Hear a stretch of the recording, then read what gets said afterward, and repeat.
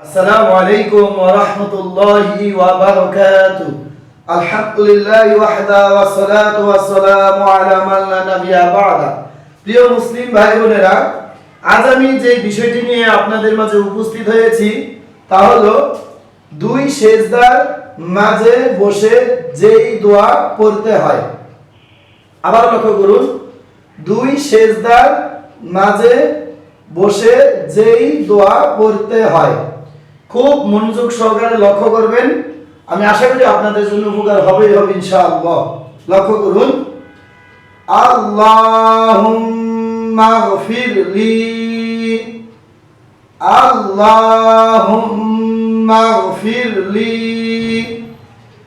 আল্লাহুম্মা গফিরলি ওয়ারহামনি ওয়ারহামনি ওয়ারহামনি ওয়াহদিনি ওয়াহদিনি ওয়াহদিনি ওয়াআফিনি ওয়াআফিনি ওয়াআফিনি ওয়ারযুকনি ওয়ারযুকনি ওয়ারযুকনি। লক্ষ্য করুন,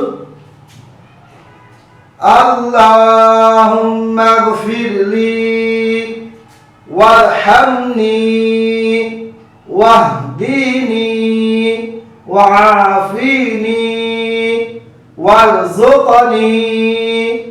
প্রিয় মুসলিম ভাই বোনেরা, লক্ষ্য করবেন, এই যেটা লক্ষ্য আমি করে দিয়েছি কি ভুলটা হয় এখানে অনেকেই আপনারা বলেন অহেদিনী, অহেদিনী হয়, এখানে কিন্তু অহেদিনী না। খুব মনোযোগ সহকারে লক্ষ্য করুন, ওয়াহদিনী ওয়াহ, এখানে ওয়াহদিনী বললে ভুল, ওয়াহদিনী অনেকেই পড়েন, এটা সংশোধন করেন। বিশুদ্ধ হলো ওয়াহ ওয়াহদিনী। আবার বলে দিচ্ছি, লক্ষ্য করুন, আল্লাহুম্মা গফিরলি ওয়ারহামনি ওয়াহদিনি ওয়াআফিনি ওয়ারযুকনি। আবার বলে দিচ্ছি পুরোটা, লক্ষ্য করুন, আল্লাহুম্মা গফিরলি ওয়ারহামনি ওয়াহদিনি ওয়াআফিনি ওয়ারযুকনি। এখন আমি কি কি নিয়ম রয়েছে বলে দিব, খুব মনোযোগ সহকারে লক্ষ্য করুন। আল্লাহ, এখানে আল্লাহ শব্দের ডানে জবর রয়েছে, মোটা করে পড়তে হবে। আল্লাহ এক আলিফ টান খারা জবর, হুম্মা ওয়াজিব গুন্না, হুম্মা মিমের উপরে জবর, এই মিম দিয়ে গয়নকে ধরবে, মাগ মাগ। আল্লাহুম্মা ফিরলি, লি লামের নিচে যে বামে জজমুলায় মাঝে হলো এক আলিফ টান। আল্লাহুম্মা ফিরলি ওয়ারহামনি, জেরে বাম পাশের জজমুলায় মাঝে হলো এক আলিফ টান। ওয়ারহামনি ওয়ারহাম, হা যে হাওয়াটা পড়লে শীতকালে কোন কোন মতো বাতাস বের ওইটা। ওয়ারহামনি ওয়াহদিনি, জেরে বাম পাশে জজমুলায় মাঝে হলো এক আলিফ টেনে পড়বেন। ওয়াহদিনি ওয়া, আইনের উপরে জবর, বামে খাইতে মাঝে হলো এক আলিফ টান। ওয়াআফিনি, আবার জেরে বাম পাশে জজমুলায় মাঝে হলো এক আলিফ টেনে পড়তে হবে। ওয়ারযুকনি ওয়ারযুক, এটা হলো কলকলা, যা দিয়ে কফকে কলকলা উপরের দিকে করবেন, যুকা যুকা। ওয়ারযুকনি, জেরের বাম পাশে জজমুল্লাহ এর মাঝে হলো এক আলিফ টান।